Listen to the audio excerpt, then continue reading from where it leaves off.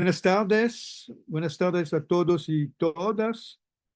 Es a la vez un gran placer y un honor abrir este seminario web de la Federación Latinoamericana junto con nuestros amigos y amigas españoles y portugueses.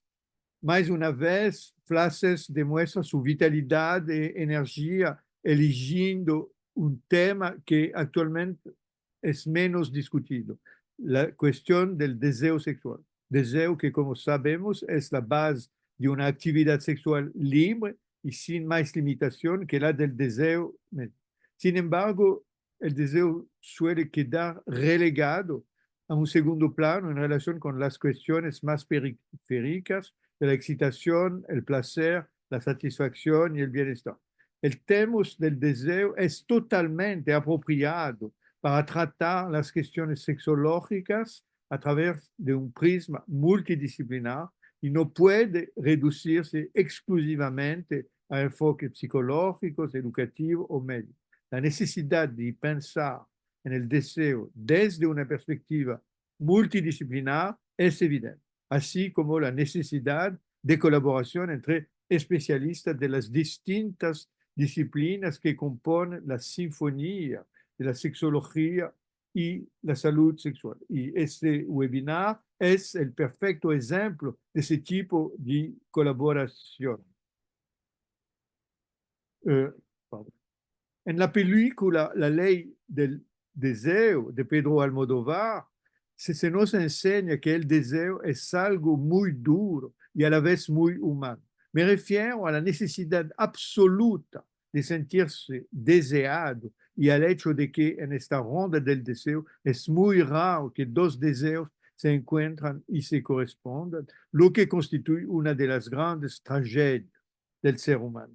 Por último, no olvidemos la cuestión de los derechos y la justicia sexual, que son sin dudas una de las condiciones esenciales del deseo sexual, amoroso y erótico, porque aunque el deseo encuentra una de sus expresiones en la actividad sexual, su alcance no puede reducirse únicamente a la actividad sexual. El deseo expresa toda nuestra vitalidad y creatividad. Y voy a concluir con una abertura del filósofo holandés Spinoza. El deseo no debe entenderse principalmente en términos de afectos mental, sino en una problemática del poder de actuar del individuo en cuerpo y alma, un poder que es mayor o menor, más o menos conscientes, más o menos eficaz. El deseo es así, junto con la alegría y la tristeza, uno de los componentes de un análisis de las pasiones que impulsa el proceso ético de liberación de la servidumbre y la marcha hacia la beatitud. Entonces, ustedes saben cuál es la altura de nuestras expectaciones en relación a su trabajo. Bienvenido a este seminario espero que nos deje con más deseos. Gracias. Olá, mi nombre es Jaqueline Brendler y yo soy de Brasil y ya tenía trabajado oficialmente en la UOS y continúo trabajando en dos comités.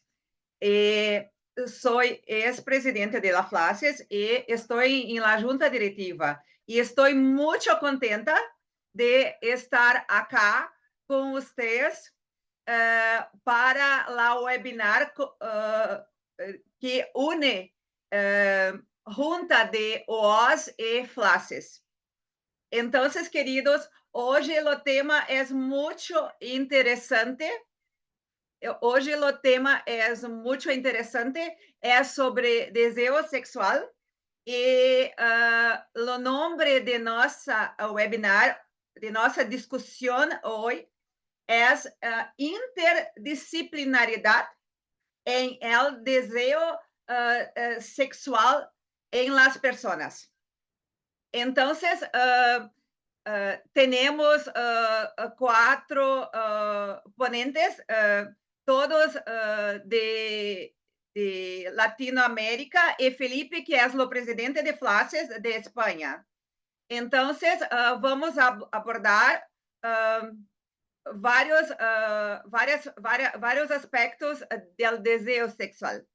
Y entonces, queridos, voy a llamar la primera ponente, que es la doctora Silvina Valente, que es médica ginecóloga, experta en sexualidad y vive en Buenos Aires.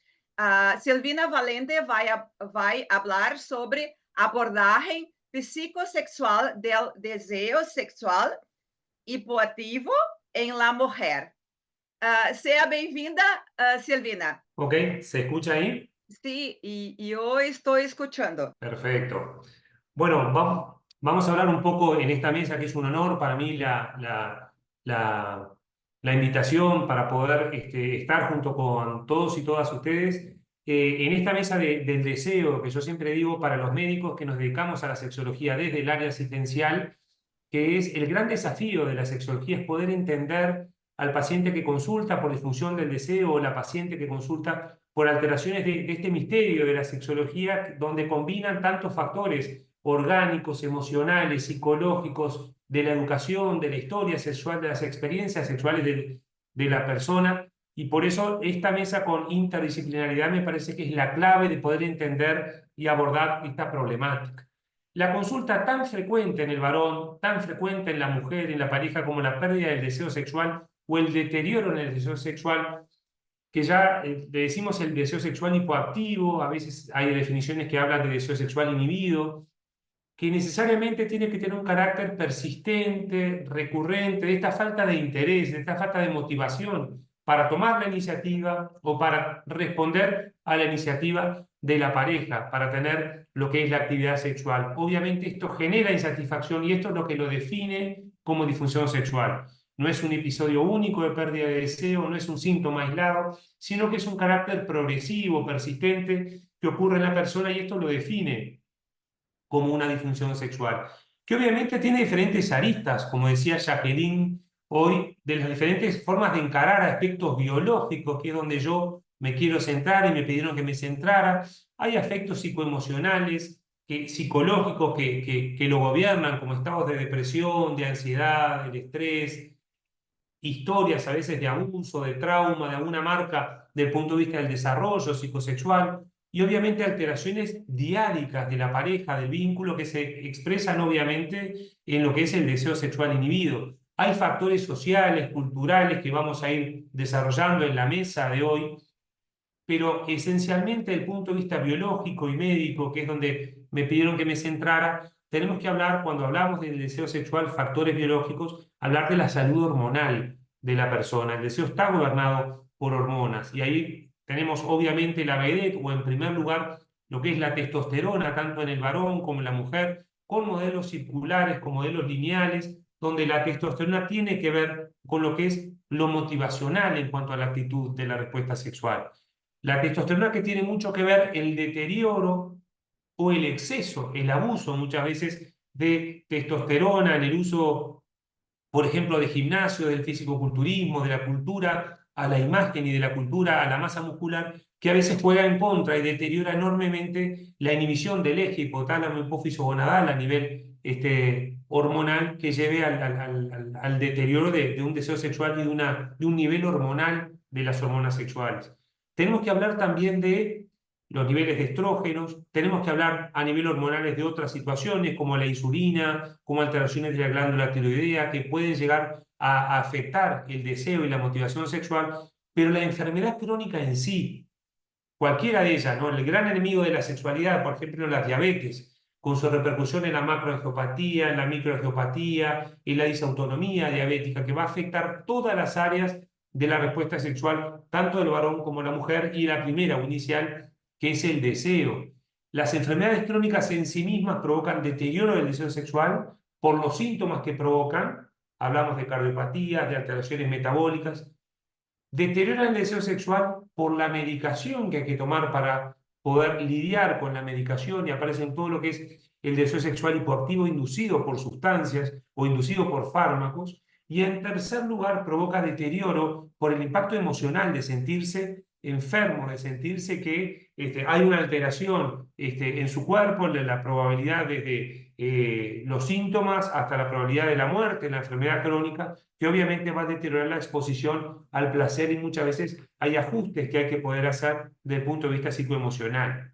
Hablamos entonces de enfermedad crónica, hablamos de balances hormonales y hablamos de fármacos que se toman muchas veces y deterioran el deseo. Ahí tenemos que hablar de antidepresivos en todas sus familias, de antihipertensivos cuando se toma medicación para la hipertensión arterial, muchas veces los diuréticos para cardiopatías, para hipertensión, en particular los diuréticos tiacídicos, están demostrados que provocan el deterioro en lo que es la respuesta sexual. Los síntomas de la disfunción sexual del deseo en el varón va a ser la pérdida de interés, la poca iniciativa para tomar, para empezar la actividad sexual, la ausencia de fantasías, la ausencia de pensamientos sexuales y obviamente la alteración de la ansiedad que esto provoca o la insatisfacción que le provoca, que define al síntoma como disfunción, que va a complicar un poco cómo el paciente se siente con su sexualidad, su salud sexual y cómo se siente con la pareja. Para esto es súper importante que hagamos desde el punto de vista clínico una historia médica detallada donde abordemos lo que es la enfermedad actual, lo que es los problemas del deseo, pero tratamos de abordar un poco lo que es las causas, ¿no? Muchas veces si este deseo sexual no es secundario a otra disfunción sexual, el deseo sexual hipoactivo reactivo a una disfunción, muchas veces es una disfunción eréctil que va a provocar un deterioro del deseo sexual porque va a provocar ansiedad sexual, porque va a provocar deterioro en la autoestima sexual y por eso el deseo sexual va a estar en menos. Muchas veces es en la mujer la dispareunia, el dolor coital que va a provocar deterioro obviamente en el deseo sexual, que también tenemos que tener en cuenta que hay un deseo sexual hipoactivo que es secundario a otras disfunciones sexuales. Y será el desafío del clínico ver si la causa de la disfunción es el deseo o el deseo es consecuencia de otras disfunciones que deben ser el foco del abordaje y del tratamiento. Entonces la historia médica, la historia clínica es fundamental poder realizarla. La evaluación psicológica es muy importante, sobre todo los aspectos emocionales. Esta pérdida del deseo, ¿qué ansiedad me provoca? ¿Qué deterioro en la autoestima me provoca? Es capaz de provocar elementos de depresión, de distimia, alteraciones de lo que es el encuentro conmigo, con mi salud sexual y cómo repercute en la pareja o en las parejas con las que yo decido vivir mi sexualidad. Esto es un ida y vuelta también. A veces la sexualidad se construye con el otro. Entonces, ¿cómo repercute en el otro las fantasías que provocan la pareja el deterioro del deseo sexual? Esto es algo que tiene que tener su espacio en la consulta, en la historia clínica y en el abordaje. Obviamente para nosotros cuando hay un deseo sexual hipoactivo que definimos que hay causas orgánicas que lo provocan, que definimos que es de etiología orgánica también, aparte de todos los factores emocionales, hay testeos hormonales que necesariamente tenemos que pedir. Los protocolos nuestros actuales son pedirle a todas las dosificaciones de hormonas, hablamos de la testosterona, biodisponible, libre, total, hablamos de la dosificación de prolactina, que muchas veces la hiperprolactinemia primaria, esencial, muchas veces la hiperprolactinemia secundaria, fármacos, determinan deterioro del deseo sexual y descenso de los valores hormonales, dosificaciones de la hormona tiroidea, dosificaciones de la hemoglobina en el hemograma, a ver si no hay elementos de anemia, la tiroidea por elementos de hipertiroidismo o hipotiroidismo, la dosificación de la insulina, la dosificación de la glicemia y la hemoglobina glicosilada, a ver esta historia, a veces de hiperglicemia que el paciente lo lleva, que provocan deterioro en el deseo sexual. Y el último valor que pedimos siempre es la creatinina, la función renal, que está demostrado la insuficiencia renal incipiente, subclínica, muchas veces provoca deterioro del deseo sexual. El deseo sexual va a bajar desde el punto de vista médico, orgánico, con toda la patología inflamatoria. Cualquier patología inflamatoria va a provocar un deterioro de los niveles de testosterona, por ejemplo, desde enfermedades autoinmunes hasta inflamaciones persistentes, intestino irritable, colon irritable. Toda esta patología inflamatoria crónica desencadena mediadores de la inflamación que todos juegan en contra de la salud hormonal. Entonces, es muy importante para nosotros el poder hacer una historia clínica completa, el evaluar todos los aspectos diagnósticos de la pérdida del deseo para poder llegar a un tratamiento adecuado, ¿no? Porque esto va a tener un impacto personal, como decíamos hoy, en la autoestima de la persona, sintiéndose a veces culpa o sintiéndose mal por el no poder tener una vida sexual saludable, pero obviamente un impacto en lo relacional y a nivel de la salud social. Todo esto es importante a la hora también de la evaluación médica del deseo sexual hipoactivo.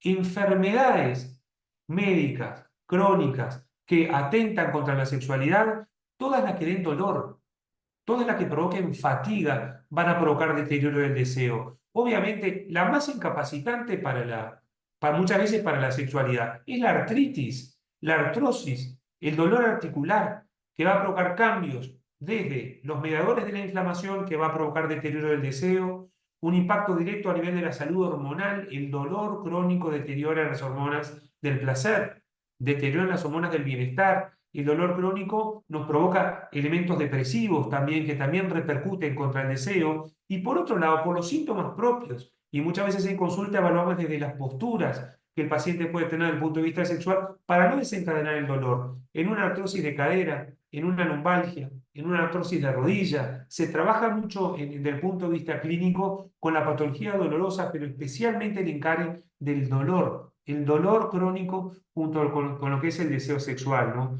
Obviamente, aparte del dolor, ni que hablar, las pacientes cuando consultan con la fibromialgia, la historia de dolor persistente, recurrente y el manejo que tiene que hacer del dolor, todo esto va a deteriorar la iniciativa, obviamente.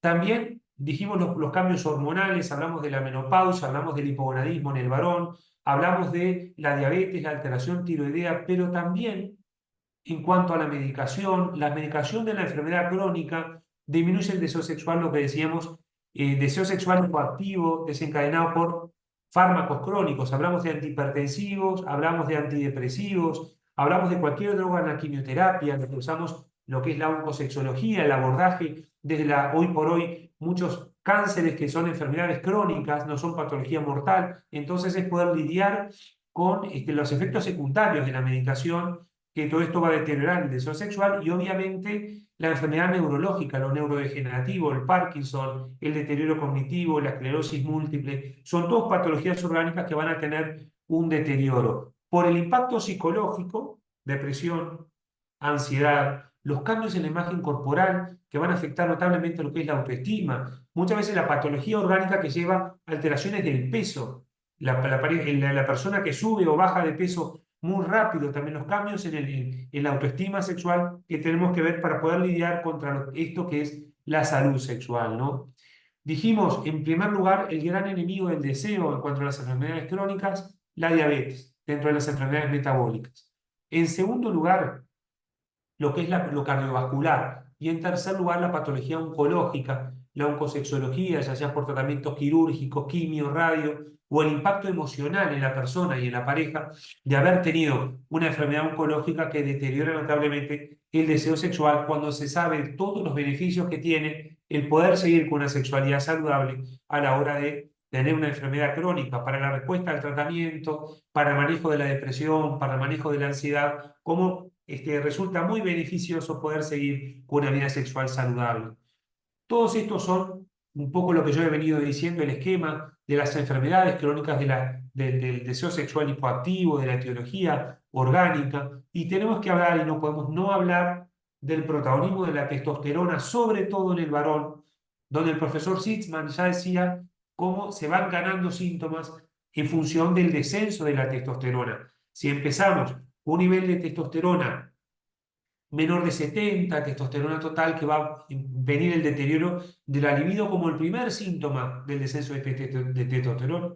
Luego viene la fatiga, luego viene la pérdida de vigor e iniciativa. Después se gana menor de 65 de testosterona total, lo que es la obesidad, el aumento de la grasa visceral. Luego viene la depresión, alteraciones del sueño, la pérdida de concentración, el riesgo de diabetes no insulino requiriente o diabetes tipo 2. Y en último lugar es cuando la testosterona es responsable de la disfunción sexual eréctil o de los sofocos en el varón tanto como en la mujer, que va a venir, o el trastorno orgánico masculino, que es la eyaculación retrasada o el poco volumen eyaculatorio. Es decir, que hay tablas de síntomas que se van ganando a medida que la testosterona va bajando, ahí se van acumulando, ¿no? Entonces, las estrategias de manejo desde el punto de vista médico, nosotros, de la pérdida del deseo coactivo, obviamente está las herramientas psicológicas que se van a desarrollar a continuación, sobre todo hijas de la terapia cognitivo-conductual. Obviamente, cuando esté indicado, la corrección de los valores hormonales que la persona debe tener para la salud hormonal. Y el objetivo nunca va a ser, en una persona de 60, llevarla a las hormonas de los 20, pero sí llevarlas a la mejor versión que corresponde a la edad que tiene. Y obviamente cambios en el estilo de vida para poder lograr el deseo, el manejo, las técnicas del ejercicio. La principal medicina del deseo sexual hipoactivo es que el paciente se mueva. El ejercicio aeróbico regular, los 160 minutos por semana, 4 veces por semana, 40 minutos de ejercicio a intensidad moderada a intensa. Ese es el grado de intensidad que provoca el estímulo hormonal para poder tener la salud hormonal y poder tener el deseo. El principal medicamento para el deseo sexual hipoactivo es el ejercicio.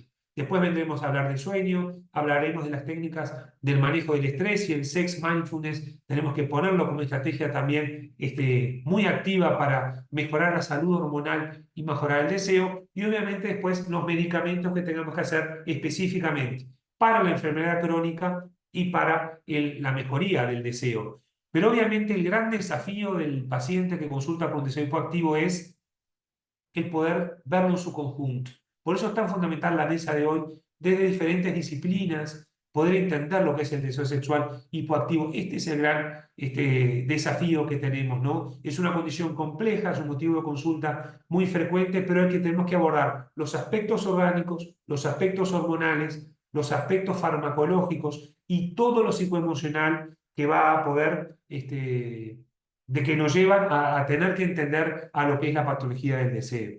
Así que yo quería un poco agradecer la oportunidad de participar. Creo que hemos cumplido con los tiempos y dar paso a mis colegas para poder seguir con el webinar de hoy. Buenos días a todos, mi nombre es Silvina Valente y quiero agradecerle a vos la invitación, a Flases también, y realmente para mí es un placer, un honor estar acá compartiendo esta gran mesa con todos los disertantes, compañeros y colegas que admiro. Bueno, como dijo Santiago, para mí es súper importante la mesa que aborda, y también lo dijo Alan al principio, el deseo sexual desde un abordaje más bien interdisciplinario, donde yo creo que el deseo no se puede ver desde otros abordajes, y más el deseo en la mujer, que verdaderamente es algo bastante difícil de definir. Es verdad que Alan citó a Spinoza, y es cierto que el deseo nosotros lo intentaremos definir desde la medicina, desde la filosofía, desde las ciencias sociales, desde la ética, desde la psicología, y realmente nos cuesta muchísimo llegar a una definición. Entonces, bueno, voy a intentar cumplir con la agenda que me propuse, que es hablar del deseo en cuanto a los derechos sexuales, a la definición, a la prevalencia, al abordaje, o sea, al diagnóstico y al tratamiento que hay hoy para las mujeres. Un repaso, más o menos. El deseo sexual en cuanto a derechos es muy importante, porque la salud sexual no es meramente la ausencia de la enfermedad. Y definir el deseo a veces también es importante, porque en realidad muchas veces no es lo que el derecho al deseo no es lo que nosotros vamos a ir construyendo, sino va a ser más bien el derecho al placer, que es sobre lo que sí nosotros podemos decidir tener o no tener muchas veces. Entonces, probablemente dentro de los derechos sexuales, el deseo se encuadre dentro de varios derechos, como ser el derecho al placer, el derecho a la información basada en conocimiento científico a la cual accedemos las mujeres y que no es igual en todos los niveles o los estratos sociales, a la educación sexual integral que vamos recibiendo, que tampoco es pareja en las mismas sociedades y más en América Latina, que verdaderamente estamos muy avanzados probablemente con las leyes, pero no con el acceso a esa educación sexual, y más a la educación sexual informal, porque la educación sexual informal es esa educación sexual que recibimos de los profesionales, que recibimos en otros lugares que no sean la escuela, y probablemente en esos lugares estén llenas de mitos y creencias. También a las relaciones positivas, como es el lema del Día Mundial de la Salud Sexual, como promueve WOS, las relaciones positivas tienen muchísimo que ver con desear, porque el deseo también puede ser reactivo a desear a un otro, o al deseo que tiene un otro sobre nosotras, y entonces nosotras reaccionamos con mayor deseo. Y eso lo tenemos si las relaciones son positivas, si no hay maltrato, si no hay violencia. Y también el hombre, como decía Hegel, se alimenta de deseos, como el animal se alimenta de cosas reales. Y esta frase me gustó, porque ahí hace que el deseo sea francamente algo inabarcable. Y eso es como somos los seres humanos, es muy humano, muy corporal y muy inabarcable. Entonces, si nos vamos a empezar a tratar de definir, la pregunta que yo me hago es, ¿qué podríamos desear? Porque lo cierto es que muchas cosas que nosotros queremos desear no son cosas deseables, al menos no están bajo nuestro control. Y si no está bajo nuestro control, no podemos desearlas. Y muchas veces las mujeres quieren venir a comprar un deseo sexual como si fuese algo que se venda en un escaparate. Y verdaderamente no es algo que esté bajo el control ni del profesional ni de ellas mismas. Porque yo por ahí no puedo desear que pare de llover, porque no está bajo mi control. Pero sí yo puedo desear no mojarme. Entonces puedo usar un paraguas si está lloviendo. Porque lo que sí marca todo esto, que lo que yo tengo bajo el control, lo voy a poder realizar. Entonces, el deseo probablemente, como yo dije anteriormente, no está bajo nuestro control, pero sí el placer. Yo puedo elegir, puedo desear, puedo tener interés en sentir placer, en buscar el placer, en recompensarme con un placer o alguna satisfacción. Y eso es lo que probablemente nosotros en este momento hoy llamamos el deseo, la idea o el interés o la motivación o el incentivo que nos hace a nosotros tener una conducta humana que sería de búsqueda. Y también liberar dopamina. Bueno, ese no es mi tema hoy.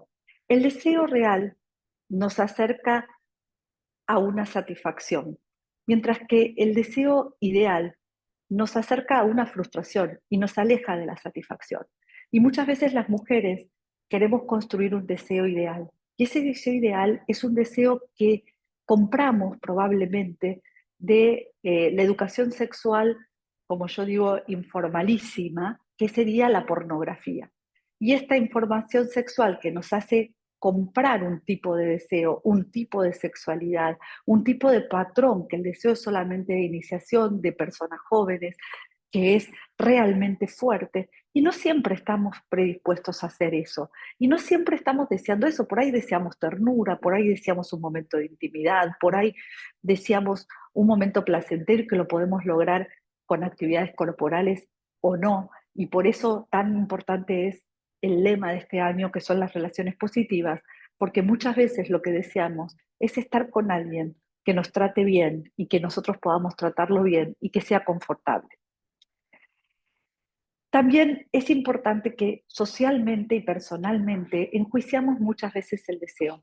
Si desear está bien o está mal, porque hay mandatos en los cuales nos dicen a las mujeres que las mujeres deseantes no serían éticamente correctas, no serían una mujer como tendría que mandar la sociedad y no sería una conducta adecuada para una mujer. Cuando en realidad el deseo creo que es un contacto con la vida y que todos los seres humanos, cuando nos planteamos el deseo, lo tenemos ligado a un concepto de bienestar y de calidad de vida, porque es vida. Desear probablemente sea parte de nuestras vidas. Y específicamente el deseo sexual, nosotros lo intentamos definir.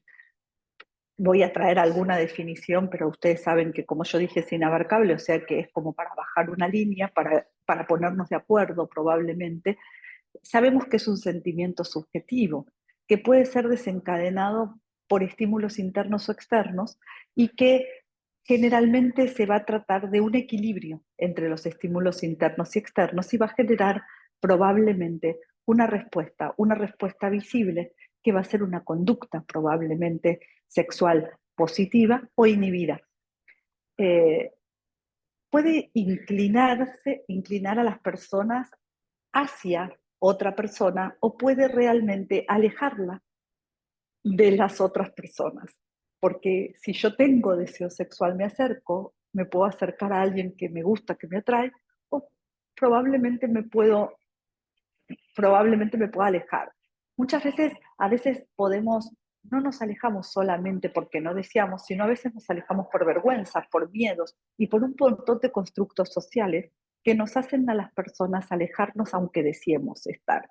Y eso, bueno, ya vendría con las comorbilidades de tipo más psiquiátricos o psicológicos, que podría ser la fobia social, alteraciones en la manera de vincularnos, o no tener tantas herramientas para poder acercarnos a las otras personas por más que deseemos. Como están viendo, construir el deseo es algo multidimensional y probablemente vayamos a tener que hacer un transdiagnóstico cuando hablemos de deseo. Por eso es tan difícil poder hacer un protocolo para abordar el deseo sexual y probablemente sea la disfunción sexual, que ya vamos a hablar, por ahí la más frecuente, pero la que nosotros tenemos menores tasas o índices de éxito en la terapia sexual.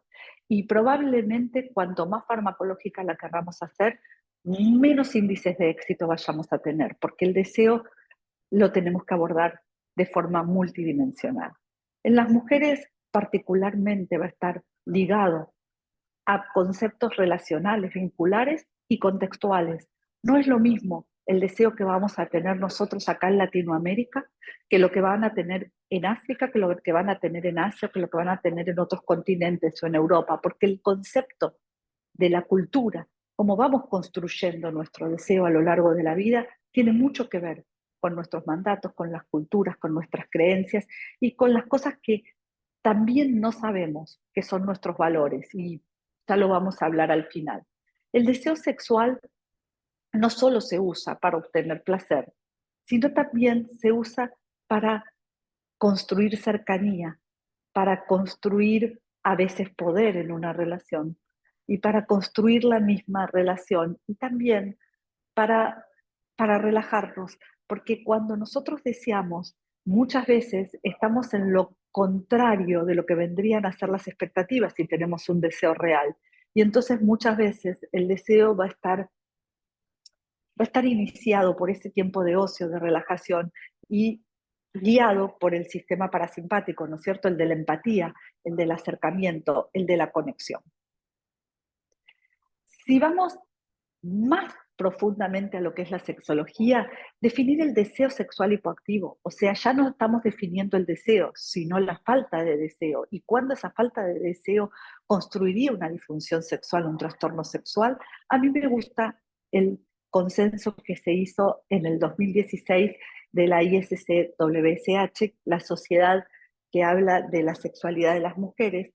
¿Por qué me gusta esto? Porque habla de una falta de motivación para tener una actividad sexual y que esto nos habla de los tipos de deseo que podemos encontrar médicamente o sexológicamente, que es ese deseo espontáneo que puede estar bajo o que puede estar ausente, ese deseo de iniciación, que realmente probablemente no sea el deseo donde las mujeres en una pareja de larga data es el que más prima, pero puede ser que en algunos momentos las personas nos consulten por esto, que es la mayoría de las consultas, porque en general este deseo, que generalmente es un deseo que puede estar ligado a una queja de la pareja, ¿no es cierto? De que vos no iniciás, vos no me deseás, yo no te importo. Y eso también da mucha angustia en la persona que probablemente no tiene un deseo de iniciación, y es normal porque lo que nosotros vamos a interrogar posteriormente es si tiene ese deseo receptivo, es si la buscan, si generan el contexto, si generan el lugar, si generan el momento, si la persona se engancha o si la persona puede desear. Entonces ese es el deseo receptivo, y si ese deseo receptivo está ausente o está disminuido. Y por supuesto, es la incapacidad de mantener el deseo sexual durante toda la relación sexual o durante toda la actividad sexual. Si nosotros de repente en el medio de un vínculo sexual nos desconectamos, eso también estaría incluido. Por eso, estos 3 parámetros son los parámetros que nosotros, si los tenemos claros, van a ser los que vamos a preguntar en una consulta cuando venga una mujer. Y vamos a saber dónde ubicarla, y también, de acuerdo a la visión de estos parámetros o de estas definiciones, nosotros vamos a poder plantear un tipo de terapéutica, una estrategia terapéutica para que sea un poco más exitosa. Si yo quiero tratar a un deseo hipoactivo receptivo como un deseo de iniciación, voy a tener una terapia absolutamente que va a ir al fracaso, y la persona se va a sentir mucho más frustrada. Esta pérdida de deseo, que es la pérdida de iniciar o participar en una actividad sexual, también puede manifestarse por evitar las relaciones sexuales, como yo digo, esperar que su pareja se vaya a dormir y ella jugar en el baño o hacer las tareas de la casa, y que no sea secundaria a otros trastornos. Pero lamentablemente, en el deseo sexual, yo creo que la mayoría de las veces en las mujeres viene secundaria a otros trastornos sexuales. Yo siempre digo que el deseo sexual hipoactivo, y esto no está en las otras definiciones, es algo basado en mi experiencia, es como el estadio 4 del cáncer, cuando ya tenemos metástasis. ¿Qué quiere decir esto? Que cuando nosotros diagnosticamos un deseo sexual hipoactivo con malestar, como dice ahí, con tristeza, con sensaciones de incompetencia sexual, con frustración y con dolor y con pena, lo que estamos diagnosticando es muchas consultas o muchas posibilidades que esa mujer no consultó, o que cuando consultó no le preguntamos y lo dejamos pasar. Porque generalmente el deseo sexual hipoactivo es más frecuente en las mujeres más grandes, en las mayores de 45 y después de la menopausia, y este deseo en general se naturaliza que baje el deseo. Eso le trae problemas vinculares, trae separaciones en los vínculos de pareja y trae demasiada angustia. Y todo eso se dejó pasar un montón de consultas, desde el médico clínico, el psicólogo, en las reuniones por ahí comunes, en las redes sociales, etcétera, que no se habló y no se comunicó que el deseo que antes por ahí tenían dolor, que antes tenían falta de excitación, que antes por ahí tenían anorgasmia, qué es la menopausia, qué es el envejecimiento. Hay un montón de cosas que se pueden activar para que la persona no llegue a un problema de deseo. O como bien dijo Santiago, todas las enfermedades crónicas o todas las problemáticas, las drogas que se usan, hacen que una termine en una falta de deseo, cansada, con fatiga. El estrés post-pandemia, el estrés de las situaciones políticas que hay en muchos países, como por ejemplo en el mío, en Argentina. Nosotros tenemos mucho estrés, mucha fatiga, mucho trastorno por inflamación y mucho agotamiento, porque ya el estrés crónico ya nos da un agotamiento de la glándula adrenal, y estamos con procesos inflamatorios celulares realmente gravísimos. Y ahí es cuando los últimos trabajos dicen que hay menor deseo. No en el estrés crónico común, sino en estos estrés cuando hay ya un agotamiento de la glándula adrenal. Este es un trabajo que nosotros hicimos en el 2018, que es un trabajo en el cual en la sala de espera de nuestro hospital vimos que teníamos mujeres que después de los 45 años, 74% decía que tenía menos deseo. Pero cuando ese deseo se ligaba con el malestar, solo un 11%. Pero también llama la atención que 4,5 personas entre 18 y 25 años tenían falta de deseo ya con malestar. Estas chicas, imagínense que son mujeres jóvenes. ¿Cómo abordamos a estas mujeres jóvenes cuando eso no está ligado solamente a una cuestión hormonal? Entonces vamos a tener que empezar a ver cómo abordar estas cosas. Coincide también con los estudios que se hacen de prevalencia en forma internacional, que se vio que el bajo deseo, ¿no es cierto?, está más o menos entre un 8 y un 19% en los diferentes países y en los diferentes estudios, y que esto va a incidir de acuerdo a la edad. A más edad, mayor incidencia de bajo deseo con malestar. ¿Cuáles son nuestros desafíos, no es cierto?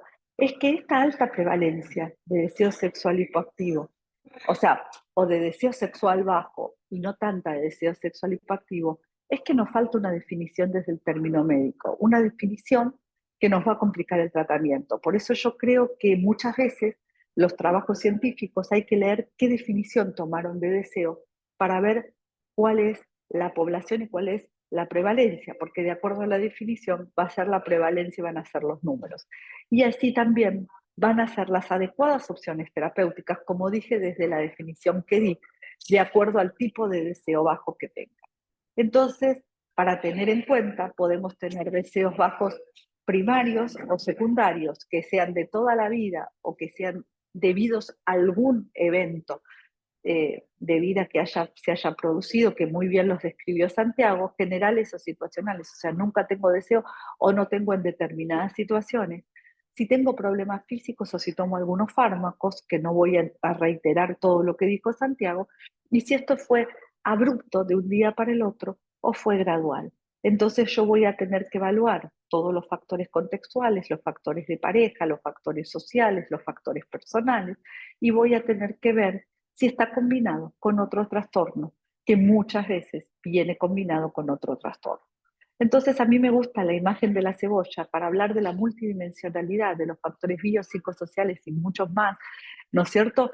Que si yo saco una de estas capitas, ya la cebolla no queda tan perfecta en todas sus líneas y se puede desmembrar y ya no voy a tener una cebolla, sino que voy a tener 2, 3 o 4 partes la cebolla. Y así vamos a empezar a ver las diferentes partes. Entonces el deseo, cuando empezamos a atraparnos en este círculo vicioso, la mujer empieza a confundirse, a no tener buena información, a preocuparse por no ser deseada y por no desear al otro, a preocuparse por perder su pareja, a preocuparse porque no es normal que en esta sociedad súper sexualizada hoy no tengamos deseo. A ver, puede aparecer otras disfunciones, aparecer que no me lubrico, que no estoy conectada, a tener dolor, a tener ansiedad, a tener miedo, a tratar de evitar un acto sexual que me provoca frustración, que me siento incompetente y que realmente me da pena y angustia y me baja muchísimo la autoestima y quedo atrapada en este círculo vicioso. Por eso es importante, como dijo el doctor Cedrés, hacer una buena historia clínica, todos los datos, para poder empezar a abordar con una psicoeducación, con terapias sexuales específicas, que a mí me gustan las terapias probablemente más cognitivo-conductuales, las terapias de tercera ola, que ya las vamos a describir, y después, por último, las drogas, porque realmente no se vio que ninguna de estas drogas sea efectiva. Dentro de lo que vendría a ser las partes de la anamnesis, y vamos a atravesar todos nuestros factores, tanto los psicológicos, los sociales y los biológicos. Fundamentalmente los psicológicos vamos a ver los inductores internos inadecuados, cómo se lleva con su cuerpo, su autoestima, si tiene estrés o fatiga, si se sienten enfermas, su tipo de creatividad, que es muy importante, y el grado de ansiedad y otras comorbilidades como los sociales. También las cuestiones de pareja, lo externo, lo cultura, las crisis vitales, los conflictos, etcétera, y lo biológico, como ser los desórdenes hormonales, la edad, los fármacos, las enfermedades crónicas, los tipos, la visibilización de la violencia, la desnaturalización de la violencia en una pareja o en una sociedad, si fue víctima o no de un abuso sexual y por supuesto si está deprimida o no está deprimida, porque la depresión probablemente le dé una anedonia más que una falta de deseo. Entonces, vamos a considerar el tratamiento, y el tratamiento lo vamos a considerar por dos vías principales, ¿no es cierto? Vamos a tener un tratamiento para promover la vía excitatoria, o sea, promover todo lo que vendrían a ser los neurotransmisores de motivación y de interés, o disminuir la vía inhibitoria, como ser también bajar, o sea, en este momento para desear o desear tener mayor serotonina u opioides en la recompensa y en el placer, ¿no es cierto? Y también por la parte hormonal que modula, por supuesto, todos estos mecanismos como es la testosterona. Esto lo digo, pero esto no es solamente en lo biológico con fármacos, sino que esto lo vamos a lograr con la terapia sexual. Entonces, nosotros vamos a actuar en estos niveles del cerebro, en estos niveles de secreción hormonal, con la terapia sexual, con la promoción de hábitos saludables y con la promoción de poner en agenda la sexualidad, porque nosotros sabemos que 2 veces por mes está bien tener sexo y 3 veces por mes mejoraría la calidad de vida. Entonces, muchas veces el deseo, que no es de iniciación, uno al ponerlo en agenda, ya es todo una terapia para poder decir que si podemos lograr 3 relaciones por mes, estaríamos bien. Tengo Silvina, 5 minutos, voy redondeando. Entonces, lo más importante... No tiene 5 minutos, tiene menos. Bueno, voy redondeando. Entonces tenemos fármacos que no nos sirven para nada, lo que vieron, las terapias sexuales, como yo lo fui diciendo, que vamos a ir derribando mitos y abordando distintos contextos, y probablemente a mí la terapia que más me gusta para esto es la terapia basada en emociones, en contexto de apego, que es lo que mejor resultados me dio en el deseo sexual. Y la terapia basada en valores, porque los valores se acceden por distintas decisiones. Y si yo puedo acceder al deseo por una decisión. Nuestros objetivos del tratamiento va a ser mejorar el bienestar y la calidad de vida, poder conectarse con su corporalidad, bajar la frustración, mejorar la confianza en una misma y tomar conciencia de las sensaciones y de las emociones. Y algunas ideas para llevarnos y así cerrar es que el deseo sexual es una disfunción la más frecuente dentro de las disfunciones sexuales femeninas. Es en la que menos índice de éxito tenemos en los tratamientos. Está relacionada con las desigualdades estructurales que limitan los derechos sexuales como el acceso al placer. La baja calidad de educación sexual es un problema emergente y puede promocionar esta disfunción. Las dificultades para el acceso a la información también es un problema. Las dificultades del acercamiento de los profesionales de la salud a las mujeres también. Y estamos frente a la entidad multidimensional, por eso tiene que ser transdiagnóstica. La medicación no da resultados y las mujeres reclaman deseo sin compromiso sexual y sin generar un compromiso, como si hubiese una droga máxima. Entonces, las diferencias sociales dan inequidad y la visibilización de las consultas de la violencia es muy importante, como también el promover las relaciones positivas para que uno pueda desear fundamentalmente una conexión con nuestro cuerpo, con el del otro y con la sexualidad. Muchas gracias. Muchas gracias, Silvina. Y buenísima su charla. Parabéns, como también la charla de Santiago.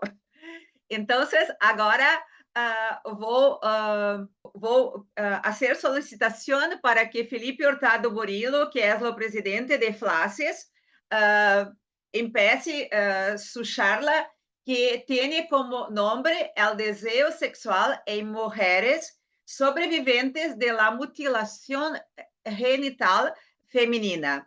Felipe é um experto em sexualidade que trabalha muito com pessoas trans, com pessoas que tinham mutilação genital.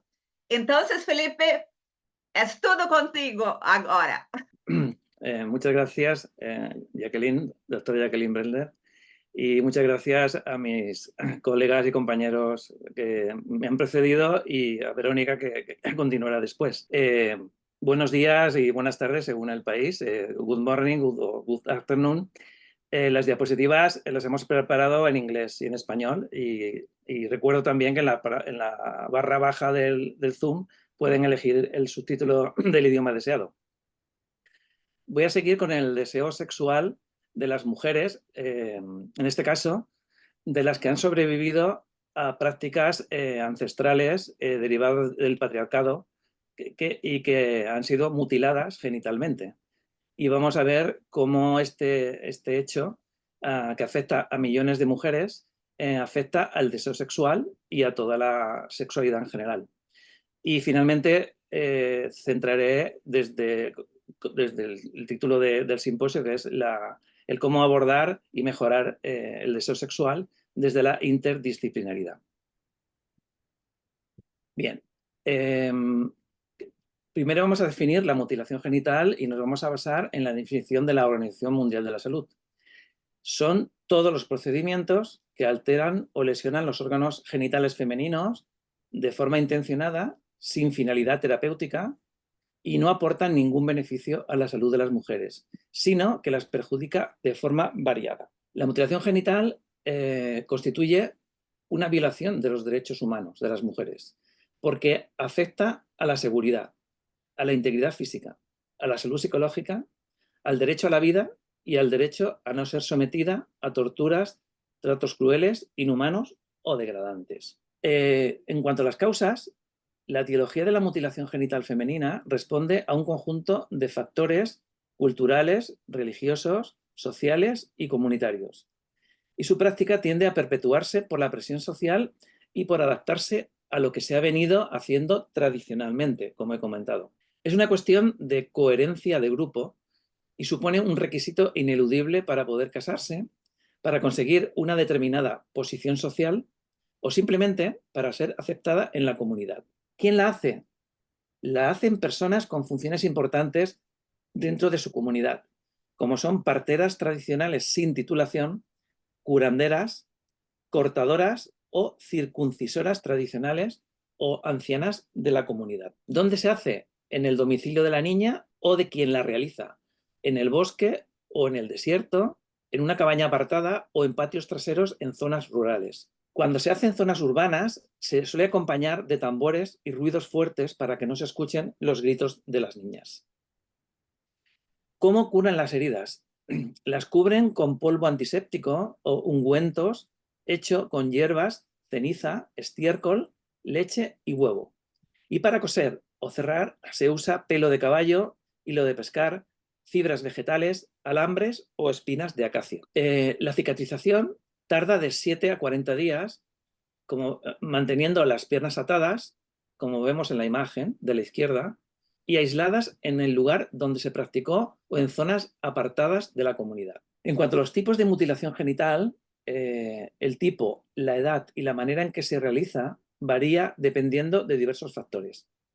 Del grupo étnico al que pertenece la mujer o la niña, del nivel socioeconómico o de si procede de una zona rural o urbana. La edad se lleva a cabo en distintas edades que oscilan entre el nacimiento y el primer embarazo, aunque predomina la práctica entre los 5 y los 15 años. Vamos a ver los tipos descritos según la extensión del corte y vamos a adaptarlos a la clasificación de la Organización Mundial de la Salud. El tipo 1 o clitoroidectomía, según la extensión, puede ser el tipo A, que es cuando se corta el prepucio y una parte parcial del glande. Y el tipo B es cuando se corta el prepucio y la totalidad del glande, como vemos en la imagen. En cuanto al tipo 2 o escisión, que es la práctica más frecuente, según la extensión también se subdivide en tres partes. El tipo A, que es cuando hay un corte parcial o total de los labios menores. El tipo B, cuando se cortan los labios menores y el glande del clítoris. Y el tipo C, cuando se cortan los labios menores, el glande del clítoris y también los labios mayores. El tipo 3, o llamado infibulación, es el más grave porque es el de mayor impacto, que consigue estrechar la apertura vaginal y se da en el 15 al 20% de los casos. También, según la extensión, se subdivide en el 3A, o corte y unión de labios menores, o el 3B, que es corte y unión de labios mayores. En este caso, piensen que se cierran los genitales femeninos, dejando un pequeño orificio para la expulsión de la orina y de la sangre menstrual que sale por goteo. Simplemente lo dejo para que se imaginen la situación. Y el tipo 4, que son diferentes prácticas que buscan estrechar la vagina, como son estiramientos, raspado, cauterización, incisiones o anillos. Bien, nosotros en la unidad de referencias especializada que tenemos, que desde 2016 a 2023, por ejemplo, hemos atendido 108 casos. Vemos que el más frecuente, como he dicho antes, es el tipo 2 o escisión, el 60% de los casos, seguido del tipo 3 o infibulación, que ha sido el 17% de los casos. Y luego ya el resto de tipos pues son tasas menos frecuentes. Bien, es un problema importante que afecta a mujeres que viven en todo el mundo, porque tenemos la mutilación genital en origen, en color verde, que vemos fundamentalmente que es donde se practica, en la zona central de África y parte asiática. Luego tenemos En color naranja, casos documentados también en zonas asiáticas, casos más anecdóticos en regiones incluso de Latinoamérica y algunas zonas africanas, y la mutilación, mujeres con mutilación genital, que debido a los procesos migratorios, pues la diáspora que está en todo el mundo, desde Estados Unidos, Canadá, toda Europa o Australia. Bien, la mutilación genital sabemos que se practica aproximadamente en 40 países, siendo África el continente donde está más extendida, que son 28 países. También se hace en algunas zonas de Oriente Medio, como Egipto, Omán o Emiratos Árabes, y en determinadas comunidades asiáticas, como Sri Lanka, Indonesia, Malasia e India, y, como he comentado, en algunos grupos indígenas de la América Latina. Es un fenómeno, por tanto, global. Y según el informe del Fondo de Población de Naciones Unidas de 2024 y el informe de UNICEF, sabemos que hay más de 230 millones de niñas y mujeres vivas que han sido mutiladas. 30 millones de niñas pueden encontrarse en situación de riesgo de ser víctimas de mutilación genital en la próxima década. Cada año, 3 millones de niñas tan solo en África son mutiladas. Y de ellas, 180.000 mujeres al año emigran, por ejemplo, a Europa. La incidencia, por tanto, no está suficientemente cuantificada y hay un infradiagnóstico. Y ello se debe a que es poco conocida por los y las profesionales sanitarios. Tampoco suelen comunicarlo las mujeres que la sufren, puesto que lo viven como una norma cultural o religiosa y es como un tema tabú, llegando a negar que han sido mutiladas. Vamos ya a las consecuencias. Las consecuencias para la salud pueden ser a corto plazo, a medio plazo o a largo plazo.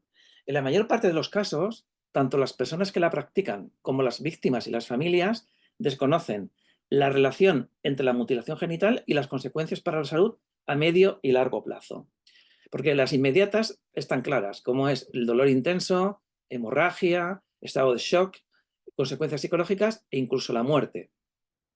En cuanto a las de medio y largo plazo, desde dolor crónico, cicatrices anómalas, problemas urinarios como la pielonefritis o micciones dolorosas, problemas ginecológicos como menstruaciones más difíciles, enfermedad inflamatoria de la pelvis, mayor tendencia a infecciones, mayor riesgo de complicaciones en los partos, con cesáreas, hemorragias más intensas, con episiotomías más amplias, fístulas, hipoxia fetal, incluso mortalidad.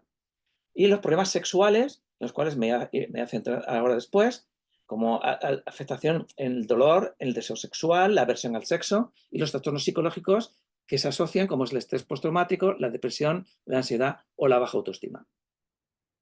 Bien, entre las consecuencias a largo plazo, que son las que me voy a centrar, están las consecuencias psicológicas y sexuales.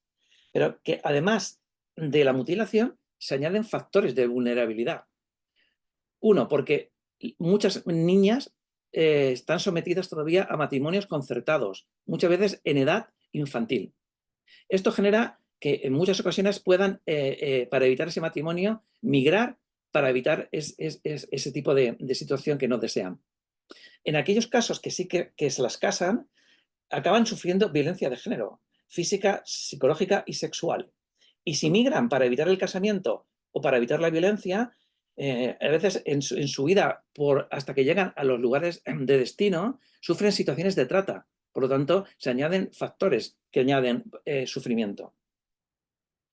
Si nos centramos ya en las consecuencias sobre la sexualidad, fundamentalmente estarían los coitos dolorosos o dispareunia, especialmente en el tipo 3 o infibulación, que hemos dicho que son las que están cerradas del todo, que necesitan la reapertura del introito vaginal para facilitar la penetración del pene. Por lo tanto, la consecuencia va a afectar no solo a la libido, sino también a la excitación sexual, a la incapacidad para tener orgasmos y acaban teniendo fobia sexual por aversión al sexo. Vamos a la parte final, que es el abordaje terapéutico. Sabemos que la fisiopatología de las disfunciones sexuales es compleja y multifactorial y, por lo tanto, el tratamiento debe hacerse con un enfoque biopsicosocial e interdisciplinar, como ya han comentado tanto Santiago como Silvina. Por lo tanto, hay que tener en cuenta los aspectos biológicos, pero también los psicológicos y los socioculturales para abordarlo. ¿Cómo abordamos en mujeres sobrevivientes en la mutilación genital para mejorar su calidad de vida y la función sexual?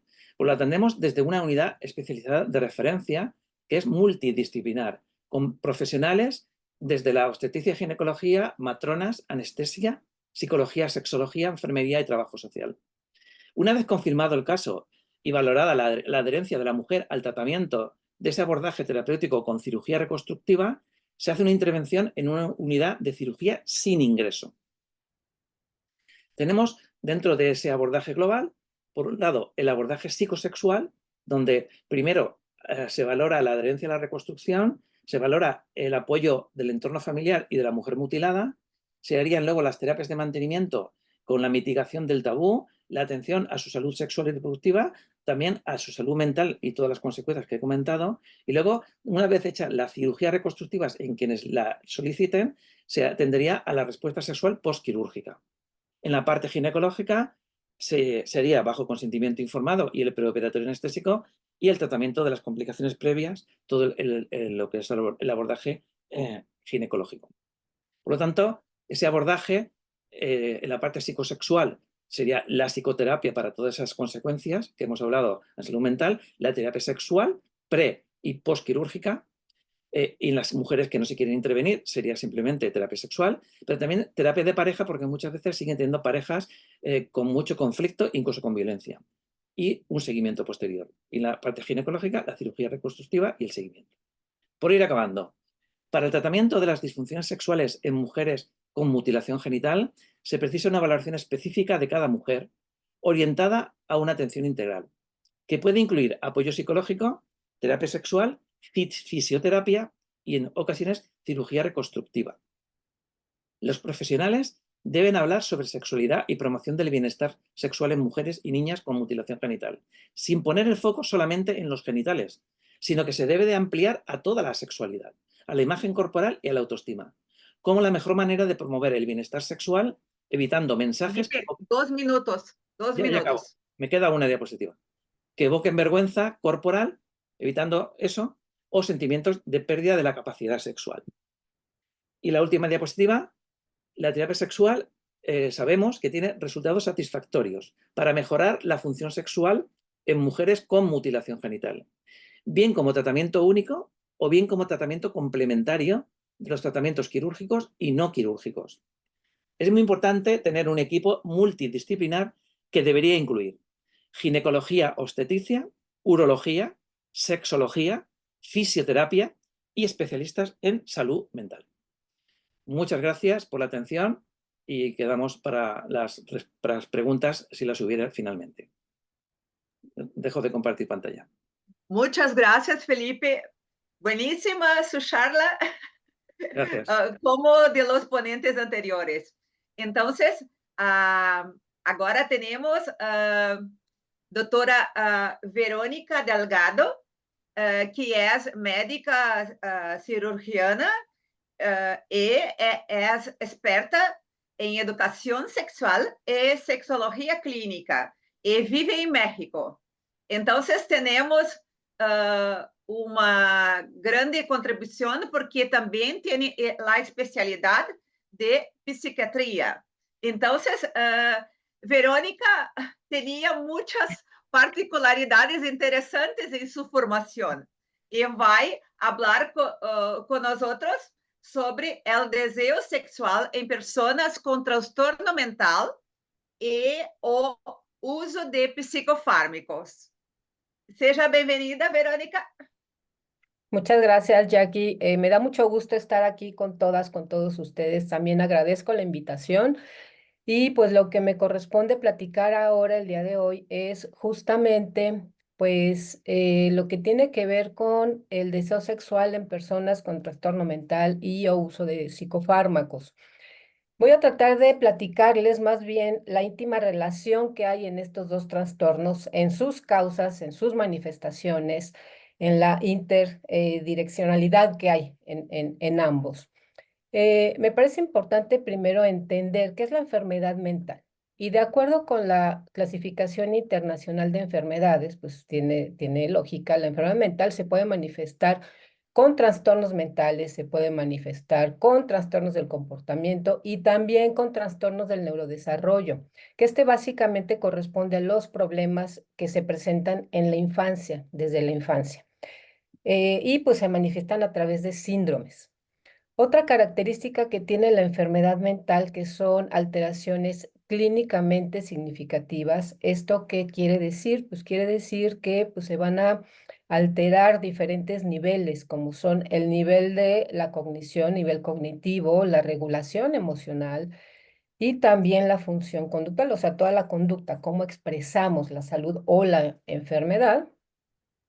Algo más que nos dice la Clasificación Internacional de Enfermedades, pues que hay justamente todo esto lleva a una disfunción en diferentes procesos. Y pues los procesos son a nivel psicológico, biológico y del desarrollo, ya como lo había comentado antes. Bien, y pues para, digamos, cerrar, pues también esta enfermedad mental pues está asociado con un malestar o deterioro significativo. ¿Esto qué quiere decir? Pues la enfermedad mental es una enfermedad que impacta la calidad de vida, que impacta la funcionalidad, que pues va a generar, vamos, se considera como la segunda o tercera causa de discapacidad, se compara con el dolor crónico, se compara con la hipertensión, con la diabetes, con el cáncer inclusive, porque es tal el impacto que puede generar disfuncionalidad a cualquiera de estos niveles en todas las áreas importantes de las personas. Entonces, realmente la enfermedad mental vamos a ver más adelante que es muy prevalente, al igual que el trastorno por deseo sexual hipoactivo. Ya comentaban mis predecesores la definición, pero solo para retomar algunas áreas, digamos, los criterios básicos de cómo entender la disfunción por deseo sexual hipoactivo, también de acuerdo con la Clasificación Internacional de Enfermedades, pues hay una disminución o ausencia del deseo espontáneo, de las fantasías, de los pensamientos relacionados con el sexo, hay una disminución o ausencia de esa respuesta frente a los estímulos sexuales o esa pérdida de interés cuando ya se está en una actividad sexual, ¿no? Y es cuando las personas manifiestan, bueno, pues ya que se apure, que termine pronto para acabar con esto, ¿no? Sin duda, ya lo comentaba la doctora Silvina, es más frecuente en las mujeres, sin embargo, también en los hombres. Es una circunstancia que vemos y pues también se sufre, ¿no? Ese es, de hecho, es otro criterio.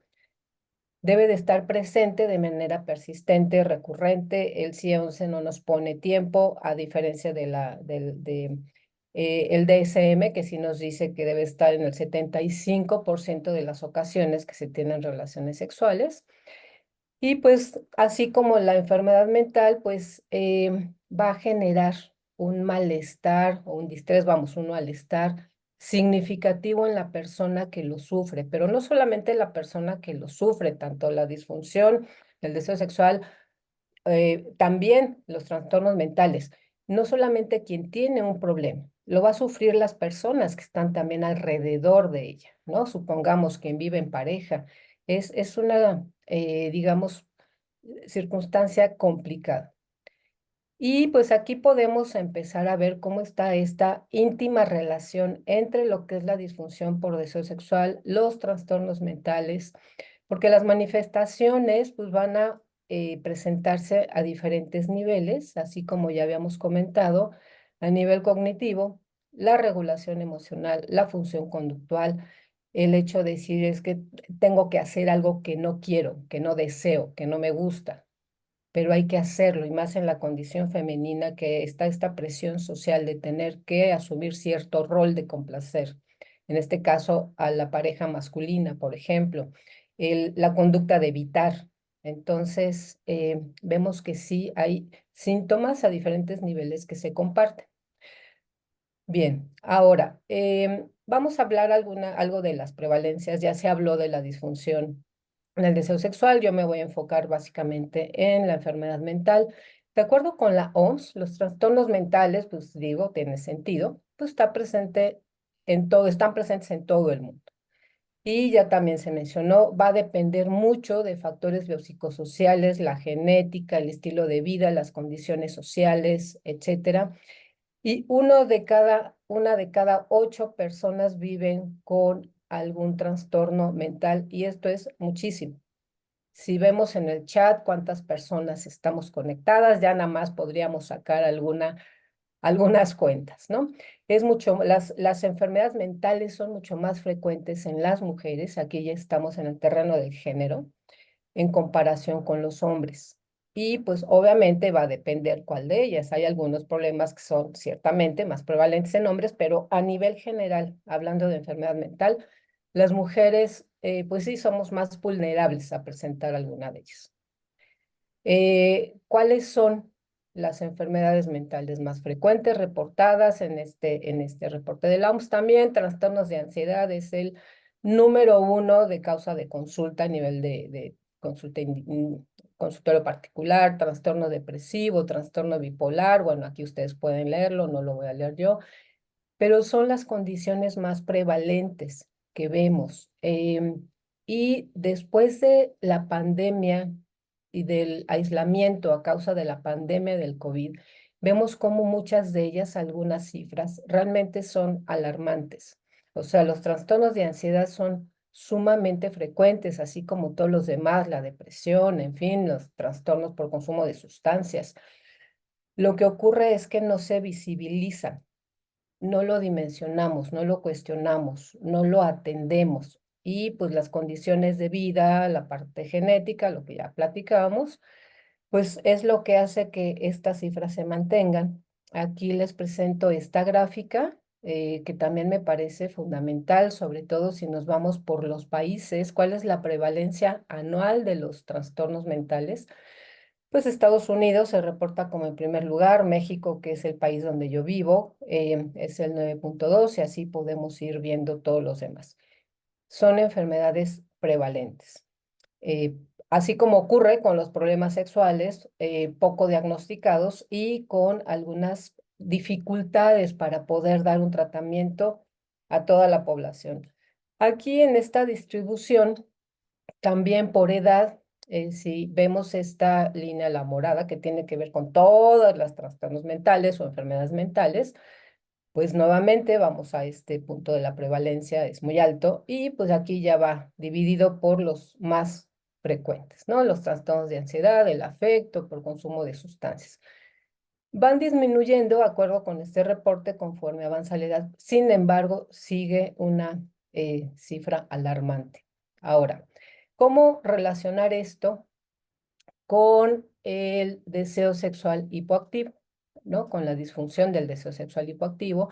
Pues ya se platicó antes también, pues comparten muchas causas, etiologías biológicas, ambientales, psicológicas, socioculturales, por mencionar algunas, y a mí me parece fundamental enfocarnos en qué ocurre con la respuesta cerebral, porque aquí es donde está la clave para entender esta íntima relación que hay con estos dos trastornos, con estas dos problemáticas. Por ejemplo, en este esquema que realicé, pues llega un estímulo sexual y cuando hay una disfuncionalidad a nivel del sistema nervioso, pues obviamente todo ese procesamiento cerebral va a estar disminuido, va a haber menos actividad en diferentes regiones que tienen que ver con el sistema de recompensa cerebral o en otras áreas. También va a haber una alteración en los sistemas de neurotransmisión que están asociadas, obviamente, con ambas circunstancias, sistema de dopamina, noradrenalina, el sistema serotoninérgico, que son los sistemas claves.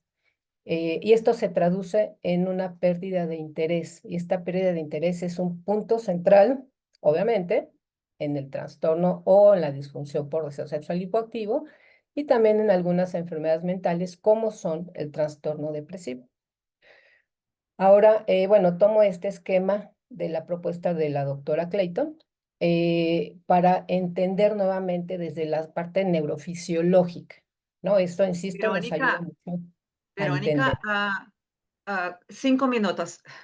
Sí, gracias. Y entonces vemos cómo, dependiendo cómo se encuentran estos neurotransmisores o las hormonas, neurohormonas, pues vamos a tener disfuncionalidad sexual o vamos a tener algún problema emocional. Por ejemplo, insisto, los más frecuentes estudiados, trastornos depresivos y trastornos de ansiedad. Si nos vamos a las enfermedades médicas, ya también lo platicaba el doctor Santiago, la doctora Silvina, hay muchas comorbilidades que también van a impactar o van a tener influencia tanto en los factores facilitadores de la respuesta sexual como en los factores que la inhiben. Y aquí solo para resaltar cómo es, digamos, esta conexión que hay entre diferentes disciplinas, la psiquiatría, la endocrinología, la inmunología, la neurología, cómo están íntimamente relacionadas y nos ayudan justamente a entender lo que ocurre y por qué estos factores, aunque sean externos, un cerebro que está expuesto a una, digamos, ansiedad crónica, un estrés crónico, pues no se va a desarrollar adecuadamente y está vulnerable para presentar tanto deseo sexual hipoactivo como cualquiera de los trastornos mentales. Ahora, en el tema de psicofármacos, ciertamente los psicofármacos son fundamentales para el tratamiento integral de la enfermedad mental. Aquí en esta tabla, pues yo les muestro algunos de los antidepresivos y el efecto que tienen en, bueno, las diferentes fases de la respuesta sexual, pero básicamente en el deseo realmente son muy pocos los que no van a afectar, sobre todo, pues porque la mayoría va a actuar sobre el sistema de serotonina, los sistemas serotoninérgicos, y sabemos que si se incrementa la serotonina, pues va a tener un impacto en el deseo sexual. Lo mismo con los antipsicóticos, ¿no? Muchos de ellos que se utilizan, obviamente sí, para problemas psicóticos, pero también se utilizan como estabilizadores del estado de ánimo, para tratar la ansiedad. Algunos de ellos los utilizamos también para problemas de insomnio complicados. También algunos ansiolíticos y, bueno, estabilizadores del estado de ánimo. ¿Sí afectan la función sexual los psicofármacos? Sí, por esto que ya comentábamos, porque actúan sobre estos sistemas de neurotransmisión. Pero algo que yo quiero aquí tal vez puntualizar, recordemos que de acuerdo con la OMS, la enfermedad mental es una enfermedad discapacitante, atenta contra la calidad de vida y contra la vida. Es decir, si llega una persona con depresión y me dice que quiere suicidarse, que quiere morirse o que ya ha tenido intentos suicidas, pues desde luego que hay que ponderar. Vamos a mejorar esa sintomatología y vamos a ir pensando y planeando en tratamientos alternativos para contrarrestar los efectos secundarios. Esto también ya se habló sobre los tratamientos, para no repetirlo. Podemos implementar muchas técnicas psicoterapéuticas, lo comentaba la doctora Silvina, técnicas de terapia sexual, combinar antidepresivos, cambiar algunos psicofármacos o combinar psicofármacos para contrarrestar el efecto que hay en el deseo sexual. Y bueno, para ya ir terminando, también me parece fundamental hablar sobre la disfunción sexual post-tratamiento con antidepresivos, sobre todo con aquellos nuevamente que actúan en estas vías serotoninérgicas, porque este síndrome que ya está reconocido como una entidad, como una patología relativamente nueva, pues se caracteriza por una anestesia genital, por una disfunción eréctil, por una anedonia orgásmica, ¿no? Las personas refieren que los orgasmos son menos intensos, menos placentera, también hay apatía a nivel emocional, hay un afecto aplanado. Las causas son diversas. Es decir, si hay un cerebro que ha estado expuesto a mucho estrés, a mucha ansiedad, es más vulnerable para poder presentarse esta circunstancia, la cuestión genética, en fin, hay muchas cosas que aún tenemos que conocer y sobre todo para poder atender. Realmente hasta ahorita los tratamientos, no hay claridad con la respuesta a los tratamientos. Y bueno, pues ya para ir concluyendo, coincido con mis compañeras, compañeros, pues que la enfermedad mental y la salud sexual están íntimamente relacionadas y bueno, quise mostrarles algunas evidencias de por qué. También, pues obviamente comparten factores biológicos, psicológicos, sociales que pueden favorecer o pueden impactar la salud mental. También, pues hay muchos síntomas en común, como ya lo comenté anteriormente, afectan de manera muy importante la calidad de vida, ya se mencionó, ya lo hemos mencionado a lo largo del webinar, Y pues también ya lo comentaba la doctora Silvina, es importante este tratamiento y abordaje integral. Si una persona acude a consulta psiquiátrica, psicológica, pues hay que hablar sobre su salud sexual. Si alguna persona acude a una consulta sexológica, hay que valorar cómo está esa salud mental y desde luego la salud integral, por supuesto. Y esto implica que debemos mantener un tratamiento integral, un esfuerzo común. Eh, y pues bueno, para cerrar, también hay que conocer el efecto de los psicofármacos, hay que psicoeducar a las personas que acuden a consulta, pero también hay que quitar todo ese estigma que hay de los medicamentos. Los medicamentos psicotrópicos salvan vidas, mejoran la calidad de vida. Y también, sobre todo, trabajar con el estigma que puede haber sobre la enfermedad mental. Pues bien, yo con esto termino y agradezco mucho la invitación y su atención. Gracias, Verónica, por su charla buenísima, como de los otros colegas. Y queridos, acá en chat tenía muchas felicitaciones por la alta calidad de su charla. Pero no hay cuestiones, no hay preguntas. Entonces, yo voy a hacer para Silvina sobre mujer y para Santiago sobre hombre. ¿Qué tipo de exame de sangre es obligatorio a hacerlo pedido, hacer la solicitación se adentra en la oficina médica un hombre o una mujer con deseo sexual hipoactivo? Y para Felipe, estaba pensando acá si tenía solución, si la solución para la mutilación sería por las leyes o por cambiar la educación en estos países. Y para la Verónica, realmente teníamos que...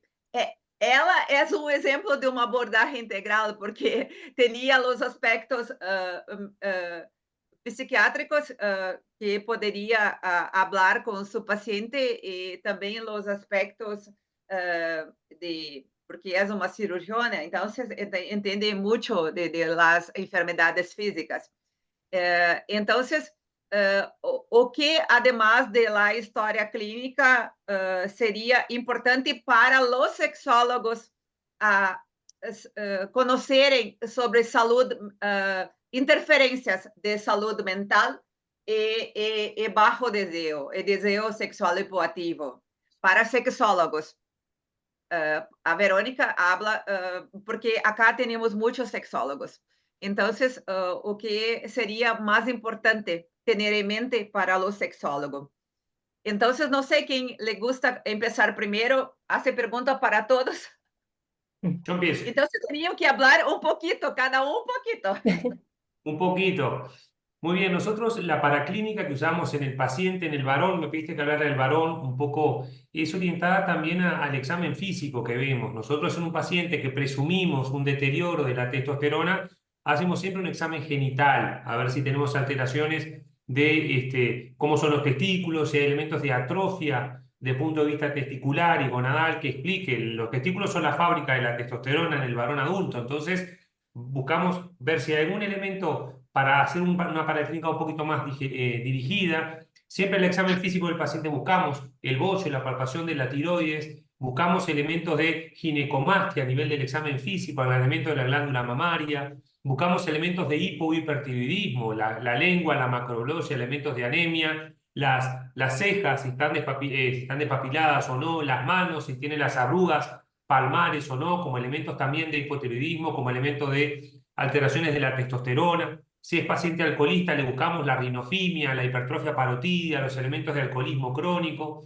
buscamos elementos de hiperestrogenismo en el examen de piel, la mancha rubí, elementos que nos puedan ir diciendo, la piel habla mucho del paciente sexológico y a eso dirigimos la paraclínica. Pero, en general, la valoración hormonal de un paciente que consulte por deterioro del deseo, donde consideramos que el factor orgánico es muy importante, le pedimos la testosterona total, la prolactina, La vitamina D es fundamental pedirla y cada vez más, más que una vitamina es una hormona para nosotros por todos los factores que tiene y todos los lugares donde actúa la vitamina D en el varón adulto. Le pedimos un hemograma para ver la hemoglobina y le pedimos una TSH para ver la función tiroidea. Eso como un perfil de screening básico.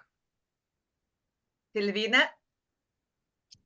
Bueno, resumido, igual a mí depende de la edad de la paciente. O sea, si consulto a una mujer joven que no está en edad de transición de climaterio o de menopausia, en general uno pide, no es tan importante el examen de laboratorio, pero uno puede, es mucho más importante la anamnesis y evaluar todos los factores psicológicos y contextuales, pero uno puede pedir un examen normal de rutina con todo lo que vendría a ser la evaluación de todo un perfil metabólico y también y bueno, y evaluar realmente si hay alguna comorbilidad. Y en la mujer más centrada en la transición climatérica o en el climaterio, ya sea mayor de 45 años, uno ya empieza, tampoco es fundamental lo hormonal, pero ya ahí empieza el examen físico. Nosotros tenemos que, en las dos también el examen físico para mí es fundamental, porque muchas de las mujeres también están tomando anticonceptivos y los anticonceptivos son una causa de disminución del deseo y también una causa de disminución de las hormonas y de atrofia urogenital, vamos a decir, y también nosotros buscamos signos de atrofia, buscamos en todo esto, para nosotros es importante que haya algún tipo de biología que acompañe, cómo ser la testosterona. Podemos pedir la testosterona total y la libre y hacerla biodisponible, o pedir la testosterona biodisponible, pedir la FSH, el estradiol, y pedir también todo lo que vendría a ser de enfermedades metabólicas, ¿no es cierto? Pero fundamentalmente lo que quiero aclarar es que no nos basamos en estos laboratorios para hacer el diagnóstico de deseo sexual hipoactivo, sino que nos basamos más que nada en la anamnesis y bueno, en todo caso utilizaremos algún test si no estamos de acuerdo. Lo que pasa es que el test no va a ser diagnóstico, pero sí apoya muchísimo la evaluación de las entrevistas de evaluación. Silvina, tenía una pregunta para usted. ¿Cuál la línea recomendada? ¿Cuál la línea buena para solver deseo sexual hipoactivo? La persona escribió que sería la cognitiva conductual y más le gusta bueno, saber, en realidad la cognitiva, además de la conducta, sí, además de con la conductual. terapia cognitiva conductual, yo uso muchas veces, combino con tercera ola, que en realidad la cognitiva conductual es la que tiene niveles de evidencia que funciona, y las terapias de tercera ola están construyendo niveles de evidencia. Yo trabajo con mindfulness y trabajo con terapia terapia basada en emociones en contexto de apego, EFT, la de Susan Johnson, porque para mí a mí me gusta mucho como ella aborda la parte de la pareja, pasarlo por emoción. También hago una terapia basada en valores y también en la compasión, pero bueno, vamos mezclando. Yo generalmente es diferente si abordo una persona sola que viene por esta problemática que si viene en un contexto vincular, ¿no es cierto? De acuerdo a eso y de acuerdo también a las comorbilidades, uno aplicaría diferentes líneas terapéuticas para abordarlas. Yo creo que la línea que se sienta cómoda y que sepa manejar, esa es la mejor. ¿Verónica o Felipe? Yo, si quieres por orden, vamos. Pues, a ver, yo lo que planteo como necesario, además del trabajo, como has comentado, con leyes que prohíban estas prácticas en las zonas donde se siguen practicando, además de las leyes, que no son suficientes, hay que trabajar mucho pues, la sensibilización y el conocimiento de las consecuencias de la población. Y cambiar la función de estas mujeres cortadoras tradicionales que tienen unas funciones importantes en la comunidad y que viven de esto, que reciben dinero por hacer la mutilación genital, que reciban dinero pero por otro tipo de prácticas. Eso sería importante en las zonas de origen. Y en las zonas de países de acogida, ya lo que estamos haciendo es para la prevención es, aparte de mucha educación y formación de profesionales y trabajo con, se llaman agentes de salud de base comunitaria, es decir, personas que son de sus mismas etnias, que ya están en contra de la mutilación y que hacen talleres para sensibilizar y que entiendan que eso es una práctica no buena para las mujeres y para evitar que cuando se van de viaje en el país de origen las corten, lo que hacemos es un consentimiento que los padres, madre y padre, firman para hacer que la familia, una vez en el país, sepan que no pueden hacer el corte a la niña porque si no, cuando vuelven en este caso a España, se les retiraría la patria potestad e irían a prisión. Todo esto es lo importante.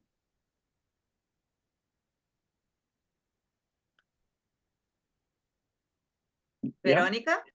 Bien, Sí, yo solo Verónica. complementar brevemente que aparte de todo lo que han dicho, por supuesto estoy de acuerdo, todo parte de una entrevista clínica inicial muy completa, donde hay que valorar el problema central, obviamente todos los antecedentes, si estamos partiendo de este modelo biopsicosocial que mencionamos, esto nos va a dar mucho pie para encontrar los factores de riesgo asociados y en función de ello diseñar las estrategias de tratamiento médicas, psicofarmacológicas o farmacológicas, los estudios laboratorio pertinentes y ya en la parte psicoterapéutica, efectivamente, me parece que la terapia sexual se puede aplicar con la estrategia y la técnica donde tengamos experiencia para obtener el resultado deseado, ¿no? Es lo que yo quisiera agregar. Muchas gracias, querida. Entonces, queridos, queridas e todos os colegas que estão acá, realmente é tema com múltiplas variáveis e teníamos muitas coisas mais para falar, pero tenemos la limitación del tiempo. Y claro que, na verdade, todos nosotros trabajamos con deseo sexual hipoactivo porque, como todos ustedes hablaron, es mucho frecuente en la consulta. Entonces, yo agradezco mucho a la invitación de la OAS, porque FLACES es una federación de la OAS. Entonces, estoy encantada con la invitación que FLACES hace para nosotros. Muchas gracias. Pienso que tal vez Felipe, como presidente, le gusta hablar. Bueno, Alain Jami tiene pedido la palabra, pero bueno. Vai, Felipe. Yo simplemente agradecer en representación de todas las personas que formamos la familia de FLACES la oportunidad que WAS nos brinda como una federación oficial para poder hacer este seminario y que conozcan el trabajo que hacemos desde los distintos países de Latinoamérica, incluidos España y Portugal, y que sirva para promocionar el próximo congreso que vamos a hacer en Lima en noviembre e invitar a, bueno, pues a quienes les interese lo que es la sexualidad, pues que vengan a Lima y participen desde la forma que consideren y bueno, y aparte pues que conozcan el bello país que es Perú. Simplemente quería agradecer esto y aprovechando esta oportunidad. Alain. Gracias, Felipe. Gracias, amigas y colegas, para ese maravilloso webinar. FLACES es una federación de la UAS, pero FLACES es la más importante federación de la UAS. Y eso es muy importante lembrar. Y nos encontramos hasta luego en Lima para el Congreso de la FLACES. Gracias a todos, obrigado a todas y thank you.